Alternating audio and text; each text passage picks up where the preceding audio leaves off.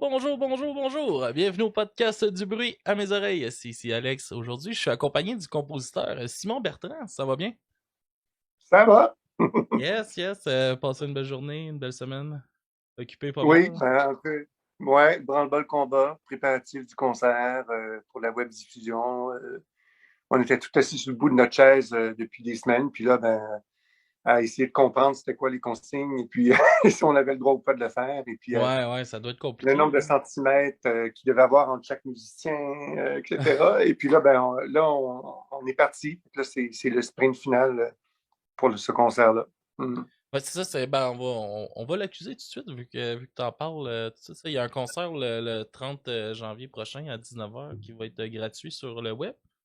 Et il s'appelle Carnet de voyage, le concert, puis c'est un portrait de tes pièces que tu as composées, non? Ouais, ouais. La plus vieille tune date d'il y a 20 ans. Ok. Et puis, la plus récente, ben, je l'ai finie la semaine dernière. La semaine dernière, ah ouais? Ça doit être Ouais, c'est comme excitant de. le bonus track du concert. C'est une petite Ok, pièce que j'ai rajoutée en bonus track, là, qui est un duo pour deux clarinettes, mais à distance. Là. ok, Donc, tant qu'à être à distance, moi, j'ai décidé qu'on allait la jouer vraiment à 10 mètres de distance, que chacun d'un bord des coulisses. ok. Pour, et puis, c'est ça. Donc, ouais, mais sinon, ça remonte à c'est des pièces, effectivement, qui datent d'il y a 20 ans. Et puis d'autres qui datent de quand j'étais au Japon, d'autres qui datent donc, ça s'appelle carnet de voyage parce que, effectivement, depuis l'âge de 20 ans, ben, j'ai beaucoup voyagé. Ok. Euh, fait une bonne vingtaine de pays. J'ai habité 8 ans en France, 3 ans au Japon, puis 2 ans au Danemark. Ok. Puis, donc, c'est sûr que forcément, ben, la musique que j'écris, c'est un petit peu aussi un reflet de ces voyages-là. Ouais. T'sais. La musique fait voyager aussi en soi. C'est sûr, là, mais donc, c'est pour ça que ça s'appelle carnet de voyage. Et comment que ça s'est planifié un peu ce concert-là? C'est le SMCQ qui t'a approché pour ça? C'est ça, oui. C'est-à-dire que la SMCQ organise d'habitude à tous les 2 ans une saison hommage à un compositeur. Ok. Et puis cette année, à cause de la pandémie, ils ont décidé de modifier un peu la formule et de faire 5 portraits. Ok. 5 portraits one shot. Donc, je fais partie des 5 heureux élus. Donc, ce qui me flatte énormément. Donc, ils ont trouvé que mon travail était suffisamment intéressant pour que je fasse partie des 5 portraits de l'année. C'est une belle honneur. Avec, voilà, c'est bien le fun. Ben oui. Et puis, et, je vais juste faire attention le lendemain du concert de ne pas me faire écraser par une voiture. Ouais. C'est ça. Mais non, c'est très le fun. Et puis en plus, moi, ça m'a permis, j'avais carte blanche hein, au niveau de la programmation, au niveau Ok. des œuvres. Fait que j'ai pu concevoir ce concert-là un peu comme quelqu'un qui conçoit un album, mettons, puis qui pense beaucoup au pacing entre les œuvres. Okay? Donc, j'ai vraiment, puis je les ai quasiment toutes rendu fous d'ailleurs, je pense. Mais à essayer de dire, je mets cette tune-là après celle-là, ou je mets cette pièce-là après celle-là, qu'est-ce qui est le mieux? T'sais? Ouais, chaque Puis là, détail est finalement, ben, important. c'est ça. Puis vraiment qu'on construire ça. Puis finalement, ben, la stratégie que j'ai prise, c'est d'aller d'un seul musicien sur scène, Ok. ensuite à deux, trois musiciens, de plus en plus musiciens jusqu'à l'orchestre de la SMCQ au complet. Et, et puis, euh, et puis après ça, j'ai tout arrangé ça pour que ça soit très, un tout. Comme quand un bon album en pop alternatif va être, où ils vont se casser la tête à se demander c'est quoi la track qu'on met à la fin, c'est quoi la track qu'on met au début. Mhm. Donc, c'est toute cette réflexion-là pour que l'ensemble de ces œuvres-là, de ces pièces-là dans le concert fasse un tout qui est convaincant, puis qui est comme une seule pièce. Ah ouais. Et d'ailleurs, je voulais pas qu'il y ait d'applaudissements. Alors, évidemment, au début, on s'inquiétait. Comment on va faire pour que le public applaudisse pas entre les pièces? Le problème est réglé, il n'y en aura pas de public. Ouais. C'est ça. Restez tous chez vous, vous applaudirez chez vous. Comme on dit, problem solved. Ah ouais. C'est ça. Ah, c'est Oui, bon ça. oui, tu peux pas. Oui, vas-y, je te l'ai préparé. Voilà. Et là, c'est. Yes. Puis, ouais, c'est le fun, ça. Puis, comment que tu vois ça, un peu, un spectacle comme ça sur le web? C'est-tu ton premier que tu vas faire? euh, oui, parce qu'en musique, mettons, classique, contemporaine. Ça veut rien dire tout ça, hein, évidemment, là, Mhm. classique, contemporaine. Moi, je suis allergique à ces étiquettes-là. Je trouve que c'est vraiment insupportable. Je vois pas pourquoi ce que je fais, moi, serait plus contemporain, mettons, que Radiohead. Il n'y a aucune raison, là. Ouais. Je dis. Donc, mais effectivement, en musique classique, comme de concert contemporaine, ça commence à sonner comme Elvis Gratton. T'es Canadien, Français, d'Amérique, mais c'est sûr que euh, généralement, c'est en concert que ça se passe. Ouais. Okay? Puis, tu sais, moi, j'écris des pièces des orchestres symphoniques. Je travaille beaucoup avec l'Orchestre symphonique de Montréal, l'Orchestre symphonique du Québec, même des orchestres à l'étranger, en France, en Asie. Le feeling d'un orchestre symphonique devant toi qui vibre, c'est pas la même chose Ah ouais. que dans une Je l'ai capitale. vécu pour la première fois cette année, là. Ah ouais, ouais. C'était vraiment on est allé voir justement une pièce de André Hamel qui se faisait pour le SMCQ, justement. Puis Hmm. c'était super intéressant. Puis de le vivre pour la première fois, une grosse orchestre, puis dans une salle optimisée pour ça aussi. Tout à fait. Il y a des choses qu'on peut juste vivre en concert. En même temps, moi, je m'intéresse quand même à l'aspect visuel des choses. Moi, je fais de la musique de film. T'sais. OK? Donc, c'est sûr que l'aspect visuel n'est pas quelque chose que je ne suis pas indifférent à ça. J'ai fait, par exemple, la musique des 2 derniers films de Chloé Robichaud, OK? la jeune cinéaste là, qui a gagné pas mal de prix. Là. Elle est allée à Cannes, puis elle est allée au TIFF à Toronto. Mais il y a un équilibre à trouver parce que là, tu te retrouves avec tu essaies de rendre ça visuellement intéressant, puis en même temps, tu veux que la musique prenne sa place aussi. Donc, mais j'ai une équipe écœurante autour de moi. Là.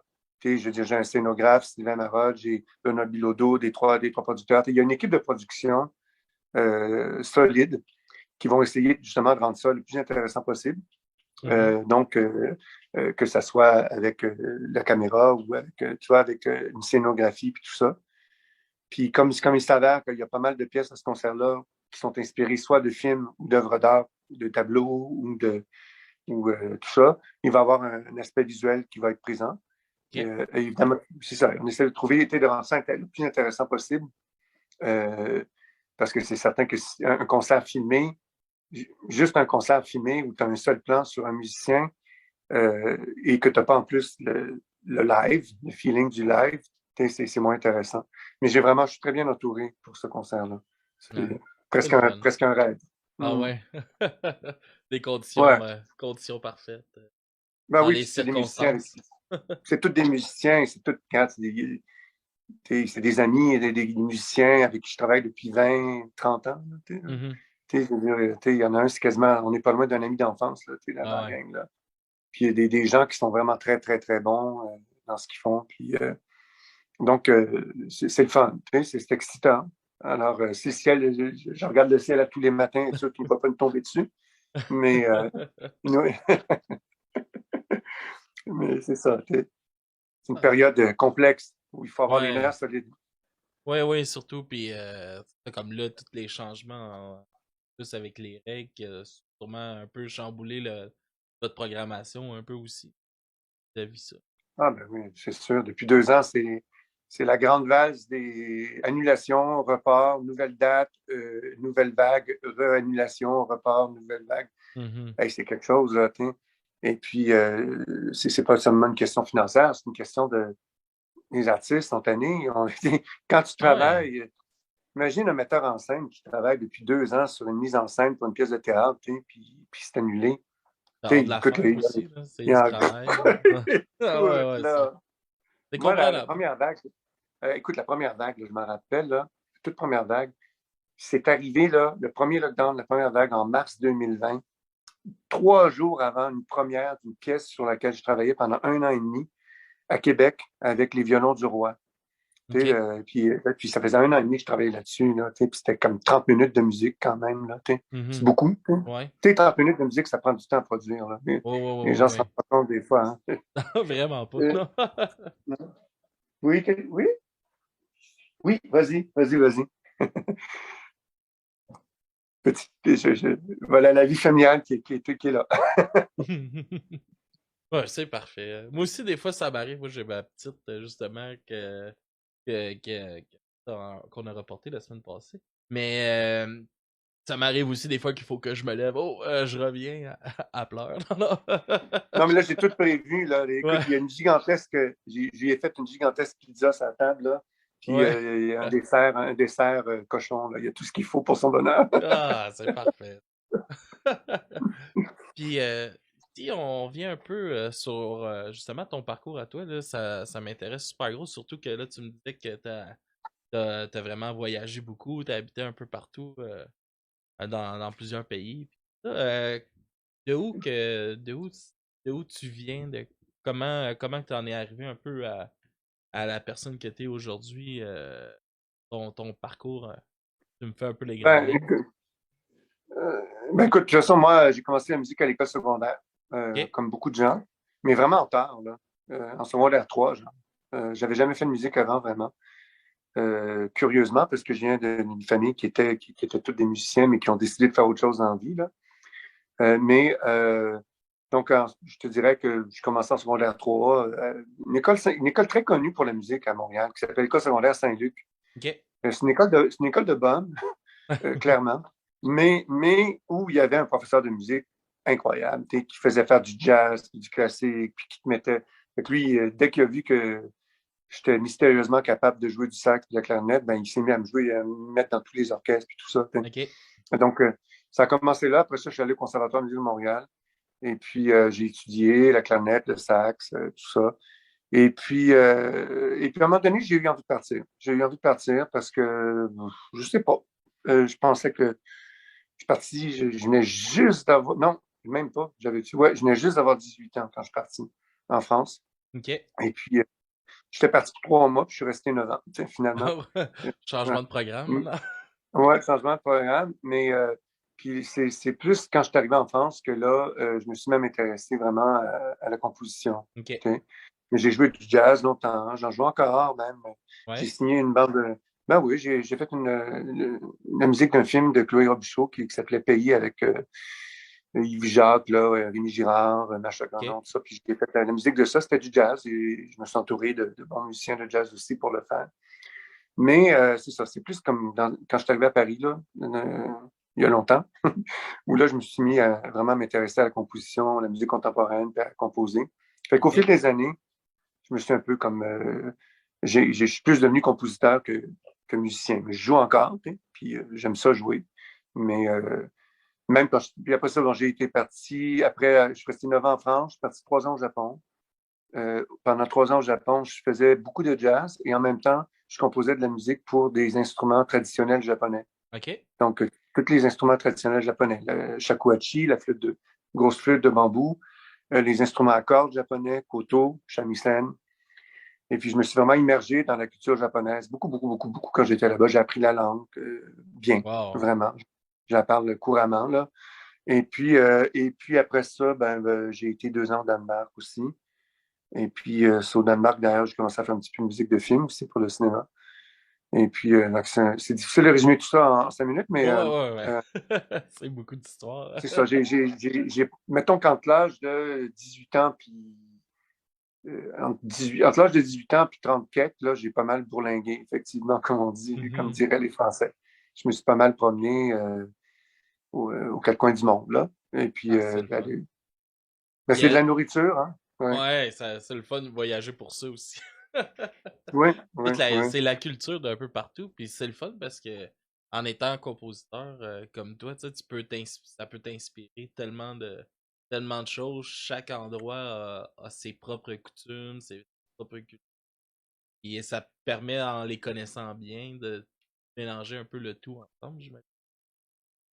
Ouais, puis, tu sais, moi, je considère que quand on est touché par une autre culture, on fait pas de l'appropriation culturelle. C'est nous qui sommes appropriés par. Par Si la on est culture. touché par quelque chose, ben oui. Hein? Ah, merci. Yes. Je vais prendre celui-là. Tu veux-tu dire bonjour à mon ami? D'accord. Salut, salut! Salut. Ça va bien? Il m'a donné un Timbit. Ah! Hey. C'est gentil. Bon, mais merci beaucoup, hein.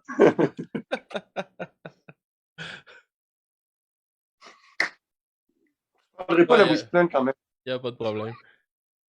Il y a quelqu'un dans le chat qui dit que c'est trop gentil. Ben oui, il est bien fin. Et puis, donc, moi, je considère que si quelque chose te touche, puis que tu travailles, puis que tu es touché par la culture d'une autre culture, ben, c'est toi qui es touché, donc c'est toi qui es approprié. Parce que c'est un lourd débat, on ne va pas partir sur un débat sur l'appropriation culturelle, mais c'est certain qu'au On Japon, sera pas sorti du bois. Hein? non, c'est ça.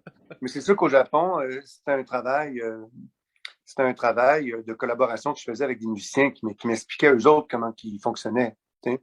Avec une ouverture d'esprit, d'ailleurs, absolument incroyable. Mhm. Pas du tout fermé, puis très, très ouvert tout le temps. Ok. Donc, tout ça, ça m'a beaucoup nourri. Donc, c'est sûr que je considère qu'il n'y a pas juste comme une sorte, une influence dans ma musique. Moi, toutes les musiques que j'aime, qui me touchent, ben, vont forcément avoir une influence sur moi. J'aime pas les catégories en Ok. musique. Hmm. Il y avait justement Mystério Mystère que je t'ai parlé avant qu'on rentre en nombre, qui a écrit une super bonne question dans le chat pour toi. Il demande, ce serait quoi les différences entre composer de la musique qui doit bien aller avec une histoire déjà écrite, comme dans un film, comme que tu fais, et versus faire sa propre histoire avec ses propres compositions. Wow, c'est tellement différent. Écoute, c'est parce que la musique tu peux écouter une tune puis imaginer des images dans ta tête. Mhm. Ça, c'est sûr. Mais quand tu fais de la musique de film, ben là, les images sont déjà là. Donc, donc là, généralement, la musique soit a un rôle narratif ou même ça peut être un personnage ou un commentaire. T'sais.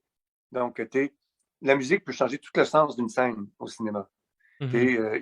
Une scène dramatique, mettons, qui pourrait être dramatique, mettons, quelqu'un meurt. Mettons.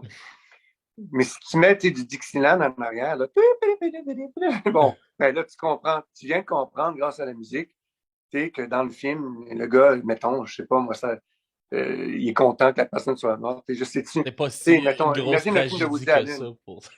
Ouais, c'est ça. Donc, la musique peut totalement changer la signification de l'image.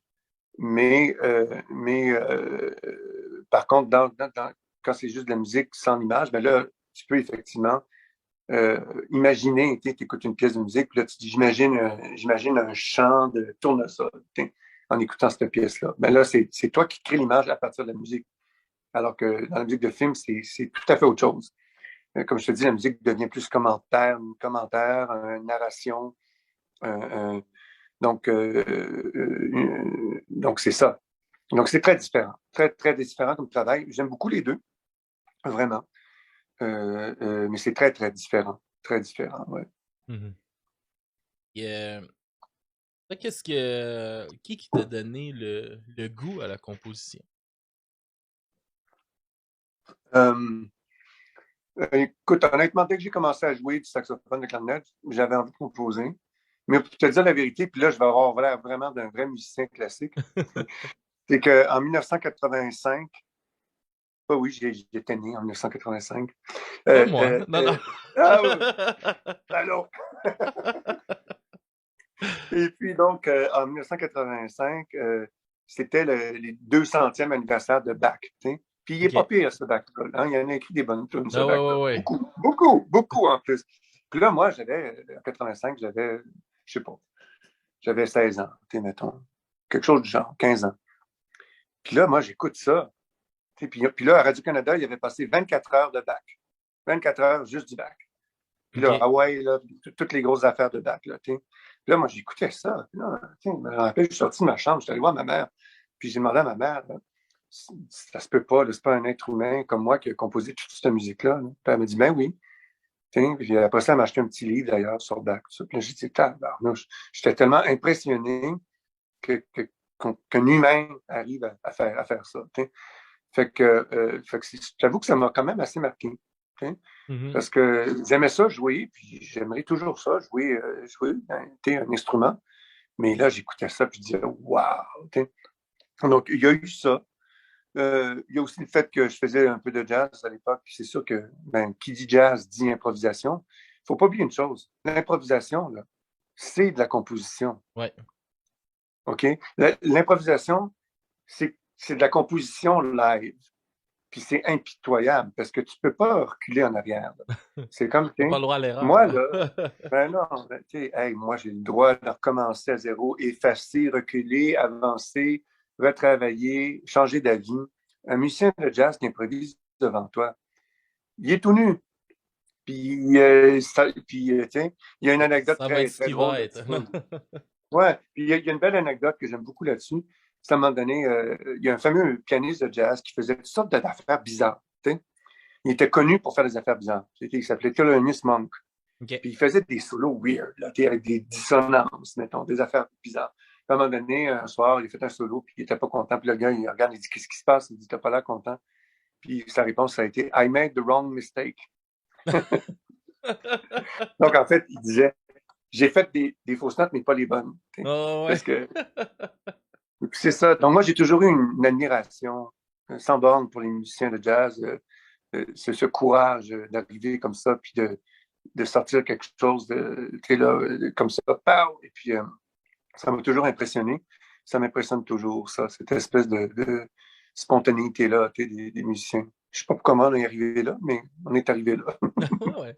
C'est ça la beauté des podcasts. On se laisse aller.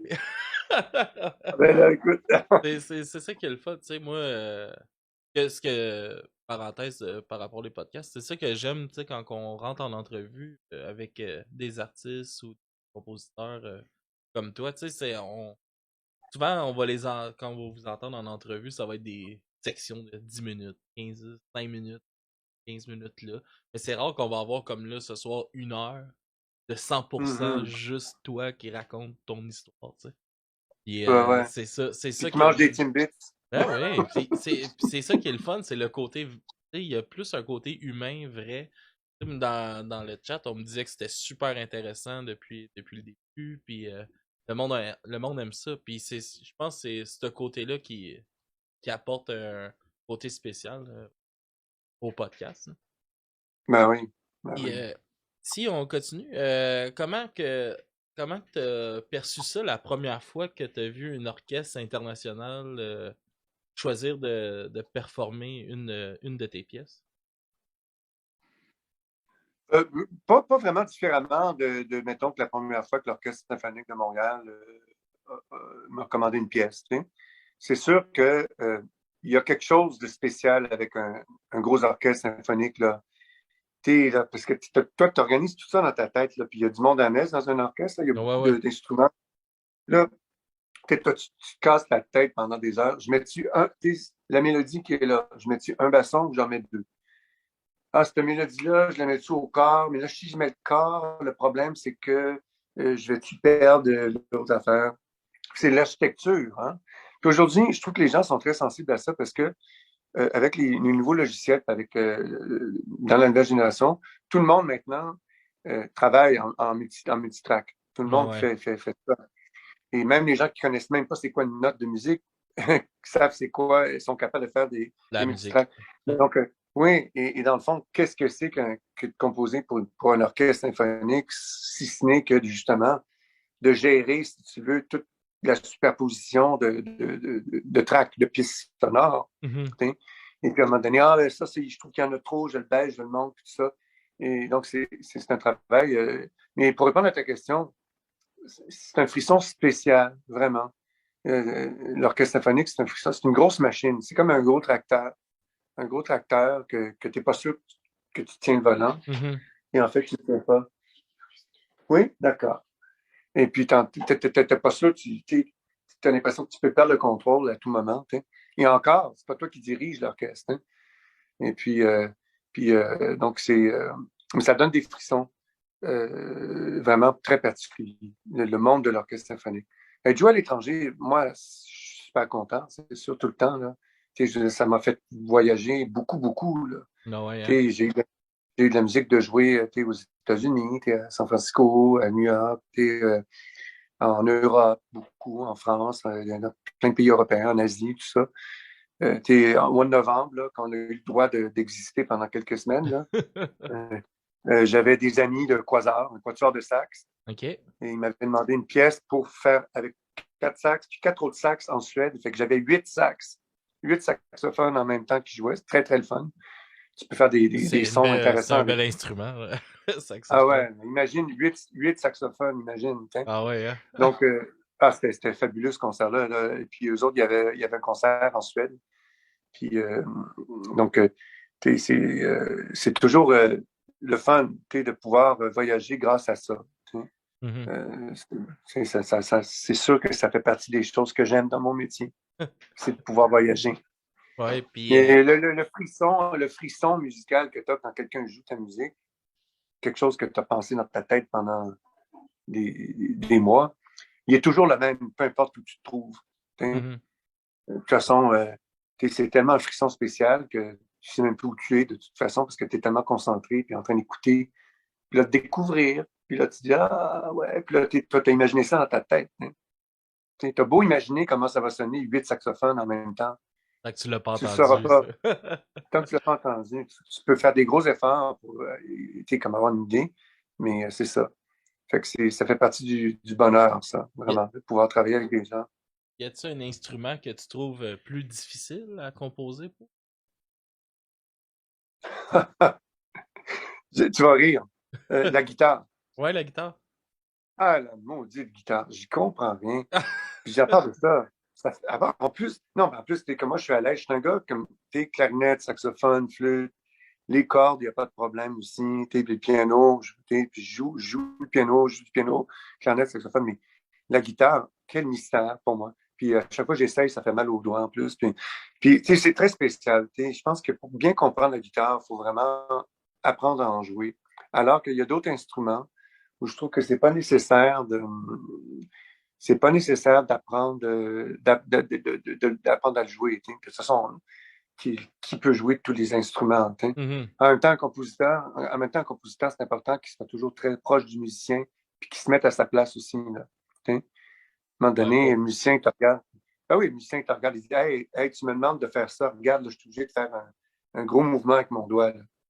Fait que là, c'est tu dis, pas je possible. m'excuse. Ouais, Ouais, fait que là, t'es obligé de. Mais ça prend toute une vie pour. Ce qui est le fun, c'est que je vais jamais arrêter d'apprendre. ouais, hein? C'est euh, Ah, mais là, c'est pas c'est pour rien que toujours les du nouveau, compositeurs. ça. Ah oui. Hey, les compositeurs, ils vont pas dire bon, ben là, moi, à 60 ans, 65 ans, j'arrête là. Puis, je La m'en vais musique vivre dans le arrête sud. jamais Là. dans la tête. Ben non, au contraire, tu es supposé, normalement, juste comme t'améliorer, ou en tout cas, tu es supposé comme, apprendre de plus en plus, puis tout ça, t'sais. Donc, c'est intéressant. Vraiment, ouais, ouais. Tu quelque chose que tu as déjà eu peur de manquer un jour d'inspiration? Euh, des fois, oui, mais à chaque fois que je pense que ça arrive, ça arrive pas. Donc, Ça repart. ben ouais, ben ouais. Non, mais il y a des moments où tu peux pas exactement comme on te demande quelque chose, puis là, il faut une espèce d'étincelle de départ. T'sais. Une étincelle de départ. Puis tant qu'elle n'est pas là, en tout cas, moi, je travaille là-dedans. Il faut, à un moment donné, qu'il y ait comme une espèce de truc. Ça peut être rien, là. T'sais. Ça peut être 2 notes. Mhm. Juste 2 notes. Sauf que, comme on dirait en langage courant, je pogne de quoi, mettons, avec ces 2 notes-là. Ben là, c'est ça. Ben là, à partir de ce moment-là, là, je suis parti. Et là, à ce moment-là, c'est bon. T'sais. Mais des fois, ça prend beaucoup de temps avant que cette espèce d'étincelle-là Élan, là. jaillit. Ouais, ça prend du temps, des fois, avant qu'elle vienne. Mais une fois que tu es parti, que euh, c'est parti. Mais moi, je suis juste capable d'écrire une pièce à la fois, par exemple. OK. Je suis pas capable d'en écrire plusieurs. Je suis très, très monoprocesseur. Donc, quand je passe sur une pièce, il faut vraiment que je me mets à essayer d'en faire deux en même temps, ça se passe pas bien en général. Ça se passe pas trop bien. Ouais. Est-ce que tu penses que des fois c'est quelque chose qui t'a peut-être joué à ton désavantage? Travailler comme juste sur une pièce à la fois ou pour toi c'est à ton avantage justement parce que tu te concentres sur une chose et tu fais que tes idées sont alignées pour une chose à la fois? Ben, j'ai pas toujours été le même. Il y a eu une période de ma vie où je voulais tellement me faire connaître que je composais plein de pièces en même temps. Et puis, elles étaient des fois moins bonnes, en tout cas moins intéressantes. Donc, depuis quelques années, ben, j'essaie de plus faire une pièce à la fois puis d'aller au bout du truc. Hein. Euh, j'ai fait un truc que j'aimerais beaucoup faire entendre à un moment donné pour Theremin, hein, l'instrument qui joue avec la main, là, le Theremin et Ouais. quatuor à cordes. Et ça a été long, là, parce que qu'est-ce que je vais faire? Puis le Theremin, le cliché qu'on a du Theremin, c'est ouh, les films Ah ouais, ouais. d'horreur. Ouh, ouh, ouh, comme ça. Là, moi, C'est je voulais vraiment l'instrument faire quelque avec chose d'intéressant. les ondes, hein? Oui, que le musicien n'a aucun repère sauf sa main. Mhm. Je travaillais avec un gars en langue qui est incroyable. Là. Il est incroyable, ce gars-là. Puis il met des pédales, il joue avec des effets, puis il travaille avec un loop station, un Ouais. Moog loop station. Fait qu'il peut faire des accords. Puis là, c'est beau, parce que quand il fait un accord, tu le vois bouger sa main, puis il fait des accords. Fait que ça a été très long, cette pièce-là, parce que je savais pas de pantoute quoi faire. À un moment donné, j'ai pogné de quoi, mettons. Puis là, j'ai réussi. Finalement, j'ai fait quelque chose qui a été qui a vraiment bien marché avec ça. Puis c'était des petites pièces courtes de 8 minutes. C'était 8 pièces courtes, puis très inspirées à mon point de vue, en tout cas par certaines musiques alternatives pop, OK. justement. Comme d'ailleurs, t'es Radiohead, bon, ben, le génie dans Radiohead, c'est Johnny Greenwood. Hein. Mhm. Parce que Johnny Greenwood, c'est un compositeur de musique classique aussi. Hein. OK. Et il joue souvent dans les tunes de Radiohead, qui a des ondes Marteneau. Tu sais, l'instrument qui joue avec le doigt, là, puis il y a une bague, Ouais, ouais, ouh, ouais. puis ça fait un son un peu fantomatique. Écoute, il y en a plein. Dans plein de pièces de Radiohead, il y a des ondes Marteneau qui ressemblent un peu au thérémine, comme sonorité un peu fantomatique. Ouais. Puis le gars, Johnny Greenwood, c'est un compositeur de musique de film aussi, qui a fait des musiques de films incroyables. Là. Mhm. Ceux qui n'ont pas vu There Will Be Blood, la musique de There Will Be Blood, c'est C'est Johnny lui. Greenwood. Là, c'est extraordinaire. Il est capable de composer pour un orchestre symphonique complet, lui, sans problème. T'sais. Donc, je sais pas non plus comment je suis arrivé là, mais je suis arrivé là. On parlait d'inclure que dans ta musique, tu avais des allures pop aussi, un peu de teinté de la un peu plus pop, là. Moi, c'est ça que Ouais, selon toi. ouais, c'est pareil. Tous ces termes-là, c'est fatigant. J'aimerais ça qu'on les supprime, mais qu'est-ce que tu veux? C'est pratique. Fait on utilise ça. Pop alternatif, ou folk rock, ou jazz, jazz fusion, ou musique Ça, contemporaine. ça Ou, devient compliqué à se retrouver aussi on fait la même avec chose. tous ces En thèmes-là. musique contemporaine, on n'est pas mieux, on divise tout en catégories aussi, en sous-catégories. Ouais. Fait qu'on dit musique néo, machin, post-sériel, spectral, sériel, dodécaphonique. On met tout dans des catégories. Alors que la réalité du monde musical dans lequel on vit, c'est qu'il n'y en a plus réellement tant que ça des barrières entre les styles musicaux. Hein. Mais tout C'est pas se les match-up historiens. ensemble un peu plus aujourd'hui. On va voir, mettons, Ben, on le voit souvent avec l'Orchestre symphonique de Montréal, tu sais, qui font des collaborations avec des artistes très pop, là, puis faire mettons, les trois accords qui ont passé là. Les Cowboys Fringants aussi. Tempo Plan, un peu plus. ouais, j'ai fait ça 2 fois. Ah ouais? 2 fois. Une fois avec Cœur de Pirate, puis une Ok. fois avec Karim Ouellet. Et la deuxième fois avec Karim Ouellet. Ouais, Qu'on a perdu, malheureusement, cette ouais. semaine. Puis, moi, je trouve ça le fun. À chaque fois, je trouvais ça intéressant. Tu sais, justement, de partir d'une pièce comme ça, avec un peu d'instruments, puis d'aller chercher quelque chose. Tu sais, moi, j'avais trouvé ça intéressant de faire ce genre de travail-là. Euh, mais moi, mais ça, par contre, tu sais, on parle plus de version orchestrale de quelque chose qui existe déjà. Ouais. Ok? Mettons, pour prendre un exemple, harmonium symphonique. Ok? Bon, mais c'est une orchestration d'une tune qui existe déjà. Moi, je te parle plus de mélange, euh, de fusion réelle. Okay? Mettons, pour faire une comparaison alimentaire, où tu décides, je vais prendre un burrito, puis je vais mettre du sushi dedans, OK. du poisson cru dedans. T'sais? Puis, je sais pas comment je vais appeler ça, là, mais en tout cas, tu vois. Donc, c'est que où il y a un réel mélange d'ingrédients qui viennent de sources différentes, réelles. Je trouve ça intéressant, hein? Cette espèce d'idée-là. Je sais que c'est une idée très caractéristique de ma génération, plus que de la tienne. Cette espèce d'idée qu'on avait, la génération, que on va arriver à quelque chose de profondément hybride, métissé, et où justement on va, la synthèse, on va faire un mélange de toutes sortes de choses. Puis c'est très, très caractéristique de ma génération, cette façon de penser-là. C'est différent maintenant, c'est compliqué. On vit dans un monde compliqué où, au contraire, de plus en plus, on dirait qu'on veut que tout le monde reste dans sa zone de confort. Ouais. Où tout le monde dit, moi, je fais ce genre-là. Là, moi, je fais mon art, ça représente ça. T'sais? Parce que l'art devient tellement identitaire, devient tellement un véhicule identitaire, qu'à quelque part, chacun se définit en fonction de ça. Donc, il n'y a plus cette espèce de belle utopie du métissage et de l'hybride et puis tout ça. Et puis, dont rêvait ma génération. Alors, peut-être on est complètement déconnecté de la réalité. Je ne sais pas. Moi, je rêve encore de ça. Mais je me rends compte que mon rêve est désuet. OK. C'est triste, ça. Ben, écoute, c'est la musique, l'art vient des rêves. Ouais.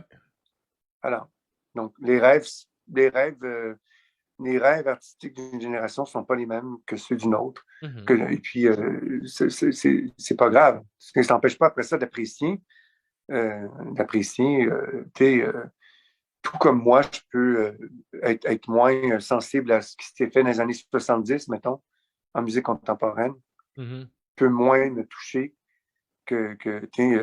moins m'interpeller aujourd'hui. Mais à l'époque, c'était interpellant en maudit à part de ça. Ouais, je Parce que comprends. c'était une grande révolution. Tout comme aujourd'hui, bon, ben voilà, je veux dire, Pink Floyd, c'était une grande révolution en musique pop. Ouais. Voilà. Bon, et puis les révolutions passent, et puis quelque chose qui est cool devient ringard 10 ans plus tard. Ça fait partie du cercle des choses, là, la boucle des choses. Donc, Y a-tu une époque que tu favorises dans le genre de musique? Toi, tu non, vraiment une époque qui te parle vraiment plus? non, ben non, il n'y en Non? a pas. Il n'y en a pas. Euh, Moi, je veux bien accepter qu'il y a dans l'histoire de l'humanité quelque chose de linéaire. Ouais. Okay? Et puis que je veux bien accepter aussi que dans la technologie, il y a ce qu'on appelle le progrès, mettons. Okay? Mais en art, en musique ou dans l'art en général, moi, je vois pas ça d'une manière de même. Je vois pas ça d'une manière historique et puis ça. Puis chaque époque, chaque style de musique, chaque grande révolution musicale, j'ai autant de plaisir à écouter du Ligeti que du John Coltrane, puis parce que je me dis, waouh, c'était tellement nouveau puis frais quand ça s'est arrivé. Puis, non, puis non, j'ai pas, non, je crois pas que je trouve que la musique puis l'art en général, ça devrait défier un peu le temps, Mm-hmm. la notion de temps. Donc, j'ai jamais suivi ben gros la mode de toute façon. Euh, Ça a commencé très tôt quand j'étais petit, avec les vêtements que je portais. Et puis, toujours aujourd'hui. Donc, puis même la mode au niveau, dans mon milieu, franchement, j'ai jamais suivi la mode vraiment de Qu'est-ce qui rien. se faisait? Non, pas vraiment. Je trouve que c'est quelque chose de très intime. Et puis, tu fais ton chemin, puis tu te prends à droite et à gauche. À un moment donné, tu essaies de créer Ton une identité, mais j'ai ta jamais. propre identité. Ouais, mais pour moi, c'est un truc qui dure toute une vie. C'est pas quelque chose qui arrive du jour au lendemain. Puis c'est quelque chose qui, avec le temps, finit par une personnalité musicale, tu sais. C'est avec le temps. Regarde, tu regardes les compositeurs, là, mettons qu'on retourne dans le milieu de la musique classique et qu'on regarde ce qu'on appelle les grands compositeurs de la musique classique. Mhm. Eh ben, je peux t'assurer que si tu écoutes la première sonate pour piano de Beethoven et que tu écoutes la dernière, tu vas te dire, wow, Il il y a une qu'est-ce évolution, qui s'est là. passé entre les deux? Ben oui. Puis, tu sais, là, ou des compositeurs un peu plus, comme, je sais pas, Scriabine, mettons, au début, ça sonnait un peu comme du Chopin, c'était pas super original. Puis là, à la fin de sa vie, il était parti dans des délires complets. Donc, c'était normal. Puis, pareil, mettons, Radiohead, là, entre The Benz puis Kid A, il s'est passé de quoi? En tout cas, visiblement, Ah tu sais, oui.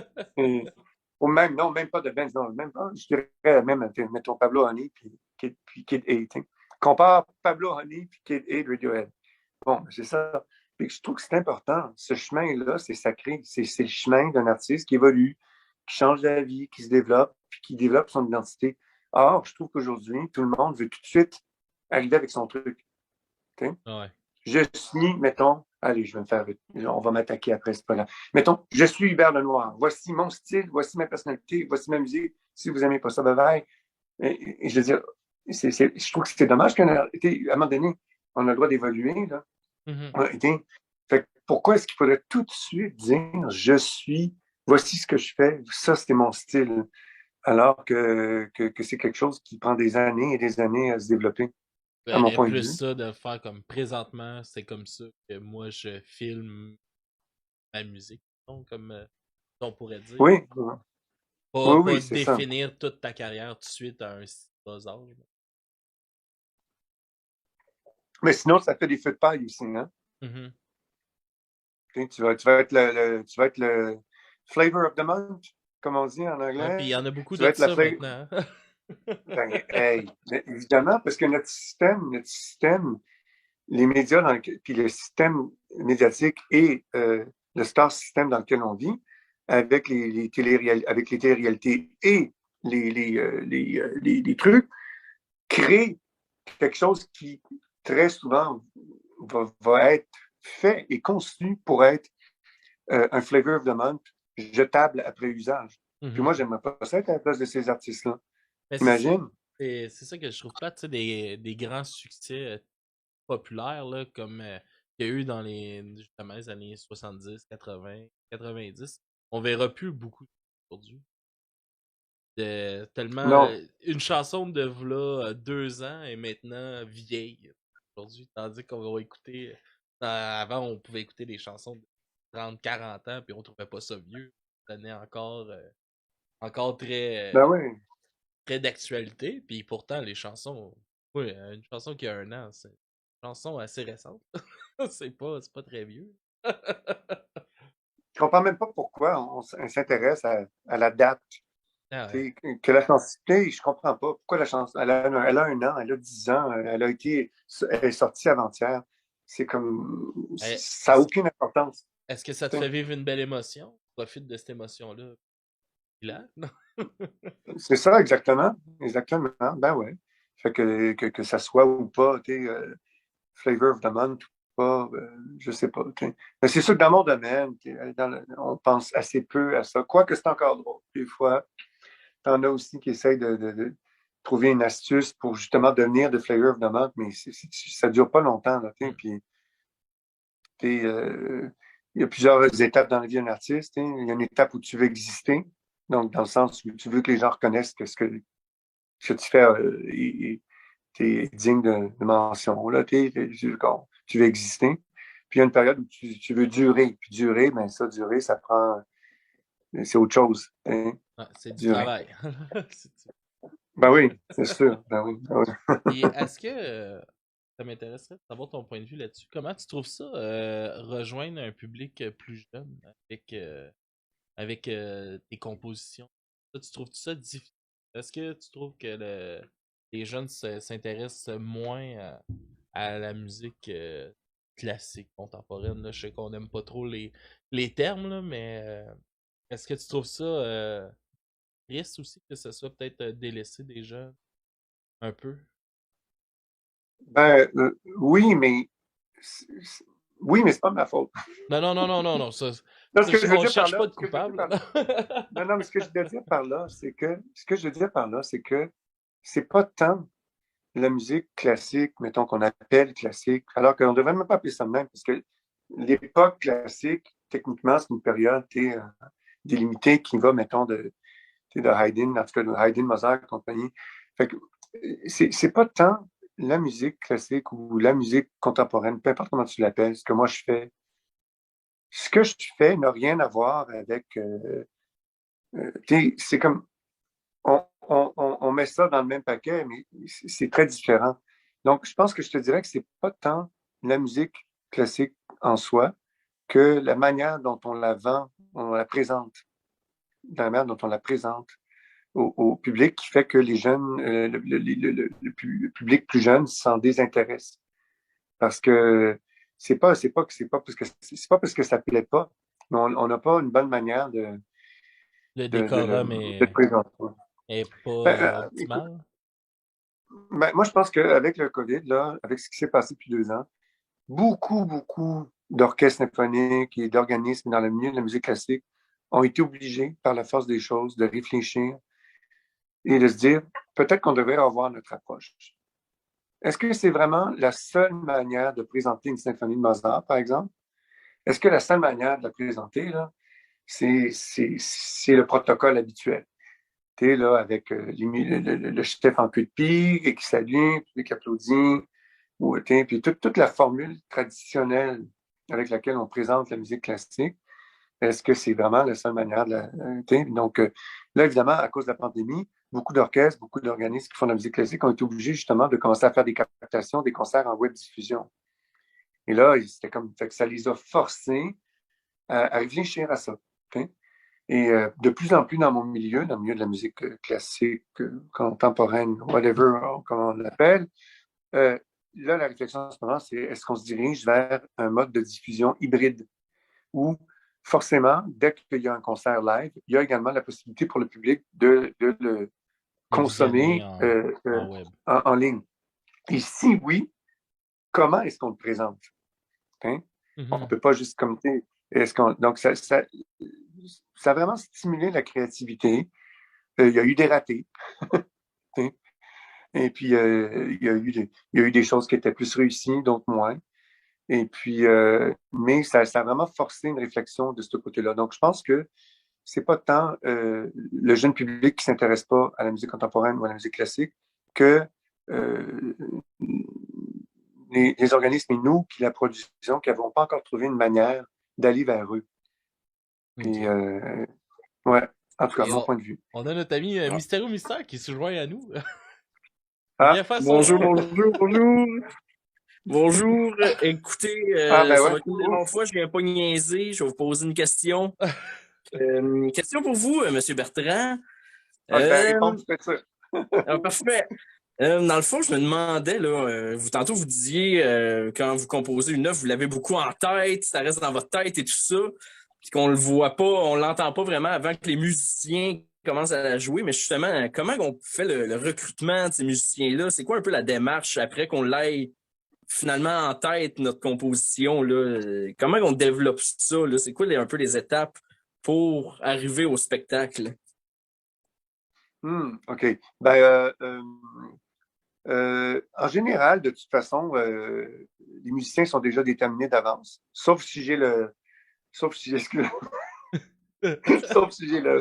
sauf si j'ai la possibilité de les choisir moi-même. En général, Ah, c'est des inquiétez-vous pas, orchestres. là, je vais vous écouter encore, je m'en vais jouer au hockey.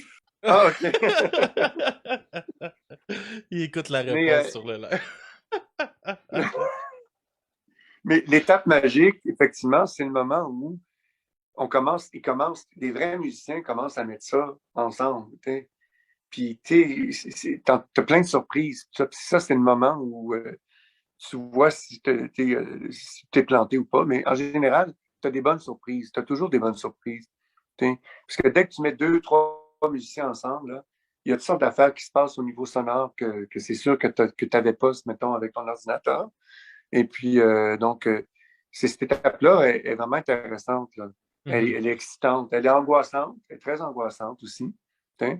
Mais en général, elle apporte beaucoup de bonnes surprises parce que il y a comme une espèce d'alchimie sonore qui se crée entre les instruments. Hein. Puis t'as beau imaginer dans ta tête, bon, là, je mets 2 bassons, un corps, une flûte, là, puis un accord de A. T'as beau imaginer ça dans ta tête, puis tu penses, bon, tu dis, je pense que c'est une bonne décision, je pense que ça va sonner bien. Mais quand tu vas les avoir devant toi, ces musiciens-là, puis que ça va vibrer ensemble, là, en général, tu as toutes sortes d'affaires que tu entends qui sont en général des bonnes surprises. Ouais. T'sais. En général, c'est des bonnes surprises. Là, c'est du bonus, mettons. Parce que c'est riche. Hein, puis là, tu te dis, waouh, j'avais pas. Ah, ça sonne en général, les surprises sont bonnes. C'est assez rare que tu arrives et tu dis, ah, ouf, ça sonne pas bien mon affaire. Là, Ah ouais, c'est ça. Et aussi, il y a une ouais. expérience aussi qui embarque à travers Ben tout oui, ça. Là. oui, On oui, va. absolument. Ça fait 50 minutes déjà. On va. Je vais. Ah oui, mon Dieu. Ouais, ça passe vite. Je vais te poser deux dernières questions pour wrapper ça. Ben oui. Puis je voulais savoir, ce serait quoi un de tes coups là, que tu as fait dans ta carrière qui te rendrait vraiment fier? Tu sais? Souvent, je trouve qu'on parle pas assez de nos fiertés dans la vie. Puis c'est bien d'être fier de ce qu'on fait, puis de nos projets. Puis tout ça. J'aimerais ça savoir un que toi, particulièrement, t'as rendu. Hmm. Un coup que j'étais vraiment fier. Salut, tu veux du jus? Vas-y. C'est très drôle qu'au moment où tu me demandes un coup dont je suis très fier que mon gars de 8 ans arrive. Mais ça serait ça. Mais non, la vérité, pour arrêter d'essayer d'attendrir les auditeurs de façon... je dirais la presque dernière pièce du concert que vous allez entendre, parce que c'est ça, il faut entendre le concert. Il faut l'écouter, c'est gratuit en plus. Ben oui. C'est un concerto pour alto, donc voilà, l'alto, à cordes, et ça s'appelle Berceuse et Mémorial de Morton Feldman. C'est une pièce, à la toute fin du concert, vous allez l'entendre. Je suis très, très content de cette pièce-là, parce que je l'ai faite de manière très, très, très instinctive, comme si j'avais jamais rien appris. OK. Donc, en fait, j'ai réussi à faire comme si j'avais jamais appris rien à l'école ou quand j'ai étudié la musique.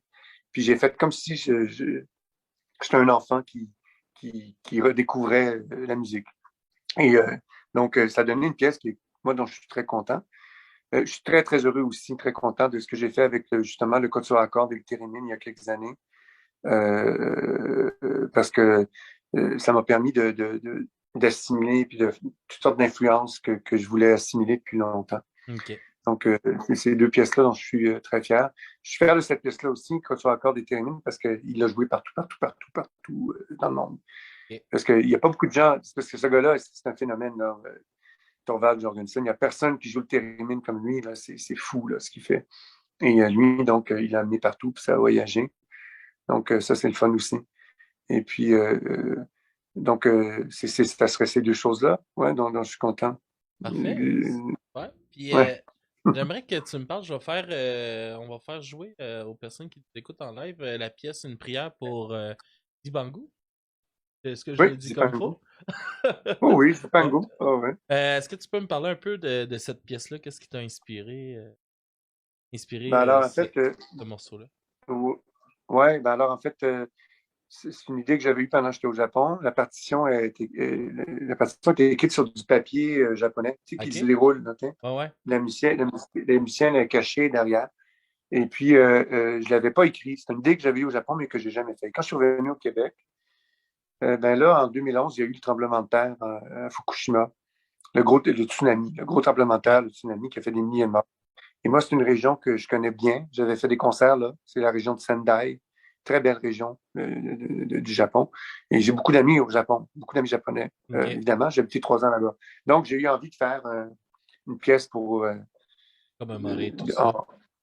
commémorer tout ça. Et en même temps, c'est devenu un concert bénéfice. OK? Et avec une amie flûtiste à moi, Claire Marchand, et même Dany Laferrière, l'écrivain, Mhm. qui est un japonophobe, non, japonophile, pas phobe, Non, phile, non. phile, Il japonophile, les haït pas, il les nippophile, adore. nipponophile. Il les adore. Ben oui, il a même écrit un livre qui s'appelle Je suis un écrivain japonais, alors que tout le monde sait très bien que, clairement, Danny Laferrière n'est pas un Ouais, écrivain ouais. japonais. Pas plus que je suis un compositeur japonais. Mais c'est ça. Donc, finalement, on avait organisé ensemble avec Claire et puis Danny Laferrière aussi avait participé, un événement bénéfice. Et donc, c'est pour ça que la pièce, et effectivement, je ne sais pas ce qu'on va écouter, peut-être probablement le début de la pièce, j'imagine. Moi, on m'a Et envoyé un 7 minutes, là. ouais, c'est ça. Ah mon Dieu, OK, c'est tout ça. Ouais. Wow. Ah, on va jouer ça. Mais ça commence de manière très solennelle avec ceci. Ah, Ouais. surprise! Ouais, ouais, ouais, ouais. Je me rappelle de ce son-là. Et ça se joue aussi. On peut le jouer avec un bâton, Ouais. puis faire sortir la note. Hein, là, je le fais avec un bâton imaginaire, puisque j'ai pas de bâton sous la main, mais c'est ça. Et donc, je voulais faire une espèce de rituel, un truc très lent au début, qui commence avec de la flûte basse. Ça, c'est une grosse flûte qui sonne vraiment très. Oh, t'es comme les flûtes japonaises, Ouais, t'es les ouais, ouais. grosses flûtes japonaises, shakuhachi, donc. Et puis, plus on avance dans la pièce, plus ça devient un petit peu strident. Parce qu'on est un peu dans le stress, parce que c'est vrai que c'est quand même un drame qui s'est produit là-bas. Mhm. Donc, c'est une pièce, c'est pas ma pièce la plus grand public, mais je l'affectionne particulièrement. Ben, moi, je suis content de la présenter à notre public du podcast. Yes. Mais je trouve ça super le fun. C'était super intéressant de parler avec toi. Bon. Je Ça a voulais, passé vite, en tout cas. ouais, ça passe super vite. Je te laisserai plugger un peu le spectacle pour ceux-là qui nous écoutent en live. Oui, Où qu'on va pouvoir l'écouter. Puis ça va il être faut que je fasse un. ça bien, sinon faut que je fasse ça bien, sinon je vais me faire chicaner. Puis je pense que c'est Oui, rediffusé. Là. On peut le réécouter par après. Je pense qu'il y a un 6 mois actuellement. Je pense que les concerts ouais. sont disponibles. Mais l'idéal, là, parce que comme je disais, c'est que l'ensemble, c'était vraiment un show, là, puis l'ensemble des pièces est vraiment très, très structuré, comme un spectacle. Donc, c'est le 30 janvier, en fait. C'est à 19h. Et donc, sur le site de la SMCQ, OK. smcq.qc.ca, Société de musique contemporaine du Québec, donc smcq.qc.ca. Et là, si tu vas là, tu regardes carnet de voyage et il y a un endroit où tu peux avoir des billets. Donc, le concert est gratuit en web diffusion. Je vous recommande de le mettre sur un écran puisqu'il y a une scénographie, puis il y a une équipe qui fait quelque chose de visuellement fantastique. Ouais. Et donc, je vous recommande de le mettre mettez votre ordi sur votre télé avec des bons speakers, puis ça vaut la peine. Et donc, sur le site de la SMCQ, ben là, par contre, il faut quand même réserver un billet. Et quand tu réserves le billet qui est gratuit, ben là, il te donne une espèce de code, un accès pour le concert. Parfait. Et puis, c'est pas très long, ça dure 70 minutes à peu près, 70 minutes. Et puis, il n'y a pas de pause, il n'y a pas d'interruption, les pièces s'enchaînent assez rapidement. Puis c'est assez varié au niveau des instruments pour pas que ce soit plate. Parce que, comme je te expliquais tout à l'heure, on a une flûtiste au début, puis on se présente de 2 musiciens, 3 musiciens, puis plus on avance, plus il y a de monde à Sur messe. scène, ouais. Et puis, ouais, c'est ça. Et puis, mais c'est pas une musique spectaculaire, c'est une musique très calme, très méditative que je fais en fait. Autant je suis très, très verbomoteur quand je parle, autant ma musique est assez calme en général quand même. OK. Non, mais Alors, merci j'espère que beaucoup. les auditeurs seront là. Moi, je serais content Moi, je vais que être les là. auditeurs Moi, je viennent. vais être là, c'est sûr. Oui, Je vais essayer d'entraîner quelques-uns avec moi, c'est sûr. parfait. Je suis super content d'avoir fait ta connaissance. Sinon, Moi ça aussi, fait un ça a été plaisir. très, très, très agréable. Puis c'est C'est sûr que je super. vais me déplacer pour aller assister à un concert de tes pièces un jour. Moi, j'ai vraiment aimé mon expérience avec le concert à André. Là, je trouve vraiment Ah, d'être sur c'était place, fabuleux. c'est complètement différent. Fait que Ah, ben oui, surtout pour. Ouais, ben c'est oui. sûr, je vais essayer de me déplacer pour aller voir une de tes pièces en spectacle. Puis je vais essayer de traîner Monsieur Mystère avec moi. Amène-le, amène-le. Ah ouais, dans toute sa belle allure. Avec ou sans son costume. Fait que je te retiens pas plus longtemps. Merci beaucoup. Je veux dire merci à ceux-là qui étaient sur le Twitch. Vous pouvez nous suivre un peu partout, Facebook, Instagram, les réseaux sociaux, on est là. Et à la semaine prochaine. Merci encore. Salut!